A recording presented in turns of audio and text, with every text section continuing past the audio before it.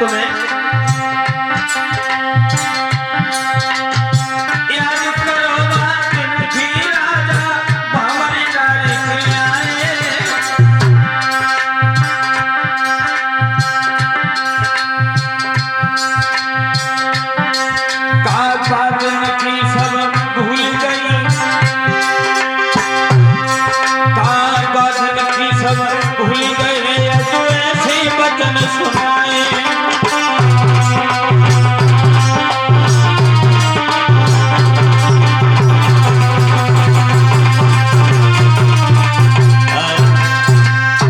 उस दिन की तुम्हें याद है जब तुम हमारे साथ में भामर डाल करके ले आए थे।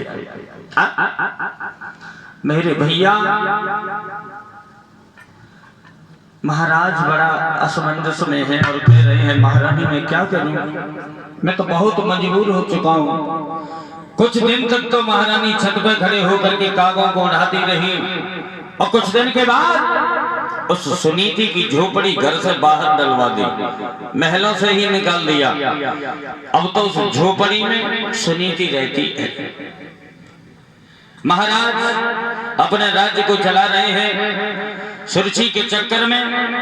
अब तो सुनीति के यहाँ आना जाना भी बंद कर दिया। कभी कभी सोचते भी हैं कि बड़ी रानी से मिले आए, लेकिन छोटी रानी की याद आ जाती है कि अगर उसने जान लिया तो पता नहीं क्या होगा, तो बड़ी रानी से मिलने जा नहीं पाते।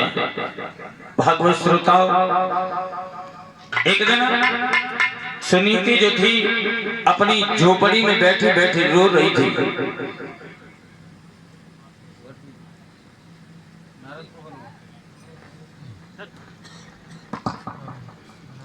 बैठी बैठी रो रही थी। फिर मन में विचार किया मैं तो मर जाऊंगी जब महाराज भी मेरे पास नहीं आते। जौ का आटा दिया जाता है, सब्जी कुछ मिलती नहीं है। रूखी सूखी रोटी खा खा करके आज सुनीति मैया अपने पेट को पाल रही है। एक दिन घर से निकल करके, उस झोपड़ी से निकल करके सुनीति जो है वन में मरने के लिए गई। आहा, बड़ा दुख पड़ा है। घूम रही है जंगल में, मरने का कोई ना कोई प्रयत्न ढूंढ रही है। सभी भक्त बोलेंगे कि सुनीति रोए रही वन में और करी करी समय अपनी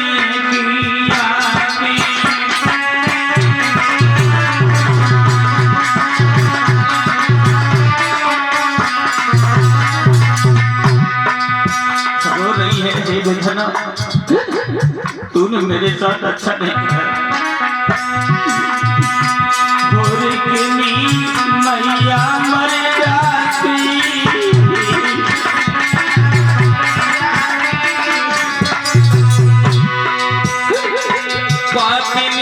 हमको ना जाती।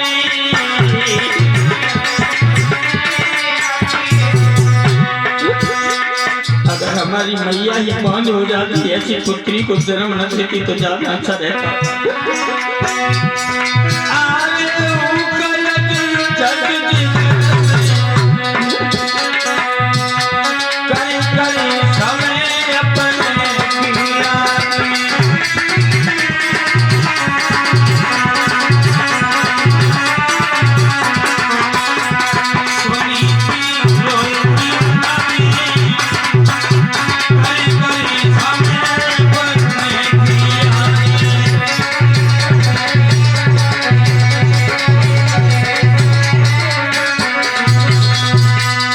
जंगल में घूम रही है और ढूंढ रही है कि कहीं कुइया मिल जाए, मैं उसमें गिर जाऊंगी। कहीं कोई जानवर हमें खा जाए, मैं तो मर जाऊंगी, बहुत अच्छा रहेगा। अब इस सुनीति का जिक्र की करना ही जाए।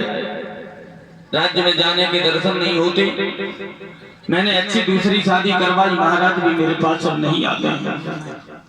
जब जंगल में घूम रही थी तो देवऋषि नारद से भेंट हुई।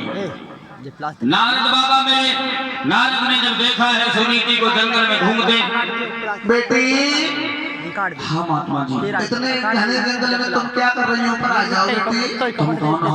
मैं देवऋषि नारद हूँ। नारद? हाँ, तुम ही नारद हो। बिल्कुल हाँ ये नारद बेटी तुम्हें क्यों मतलब रो क्यों रही हो, कहाँ जा रही हो इतनी रात के समय?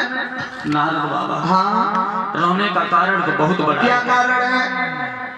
मेरे महाराज हाँ जो अवध नरेश है जिनका नाम है उत्तानपाद, उत्तानपाद हाँ वो है। मैंने उनसे बार बार जब कहा तो उन्होंने अपनी दूसरी शादी की है। हाँ शादी की है। उसके चक्कर में मुझे घर से बाहर निकाल दिया है। मैं झोपड़ी में रह करके अपना जीवन यापन कर रही हूँ। तो मरने के लिए क्यों आई बेटी? बाबा जी हाँ अब मरने के सिवाय सुनीति को कुछ दिखाई ही नहीं देता। बेटी आप मरो ना, मरो ना। आप मर कर क्या कर लोगी बेटी? मर जाओगी तो क्या आपको सुख शांति प्राप्त हो जाएगी बेटी? मरो ना। भगवान क्या करूं? क्या कभी मुझे पुत्र की प्राप्ति नहीं होगी? मैं एक पुत्र के लिए बिलख नहीं हूँ। आज मेरी गोद नहीं चली और सुनीति आज मारी मारी फिर रही है। ऐसा है आप रो मत। ऐसा है तुम मर जाओगे तो क्या तुम्हारे पुत्र पैदा हो जाएगा? बेटी अपनी हस्तरेखा दिखाना एक बार। वो भी दिखाओ बेटी।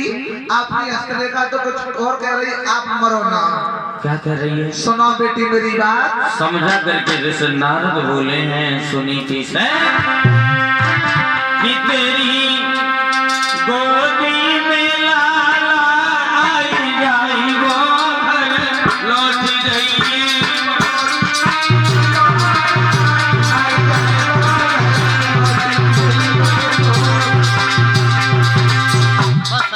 ऐसे ही सब भागवत होगी।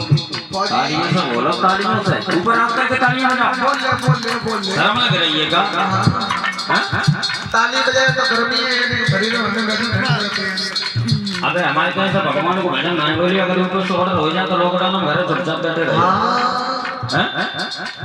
सबसे ज्यादा डंडा हम पे पड़ेगा कि तू अच्छा भागवत पढ़ता रहा, तूने किसी को बुलवा ही नहीं पाया भजन। हाँ ऊपर करके तालियों से बोलो। बोला इन हाथों में देखो ताली बजाने से दो फायदा है। ये रात में खटा होते एक तो मच्छर पास में आए ताली बजा रहे, और दूसरी बात यह है कि ताली बजाते ही बजाते पता ना भाग्य की रेखा कब बदलना है भगवान के भजन में। हाँ गट्टनिया की तमाम होते तो वजनदार की है हस्तरेखा। बोलो बोलो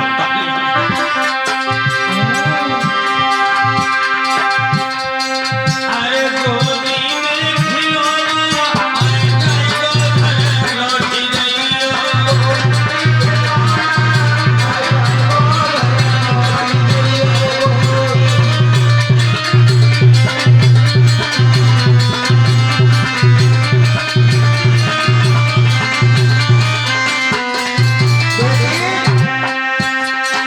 बोलो बोलो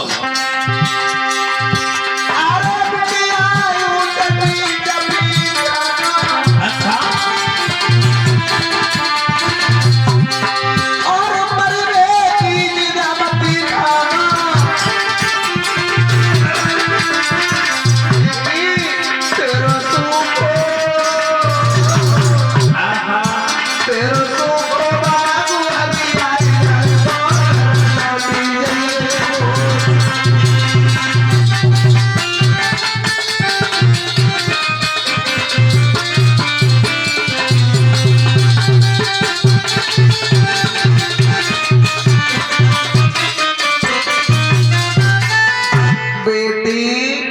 बेटी तुम्हारी हस्तरेखा कुछ और बता। लाज है हमारे बेटी, हम बड़े बूढ़े थोड़ी हैं। नारद बाबा तुम सच कह रहे हो। हम सच कह रहे हैं ललित, तुम्हारी कोख से जल्दी जल्द कोई ना कोई बच्चा बस पैदा होगा। और वो बच्चा हाँ बेटा हाँ। बॉय हमें तो लगा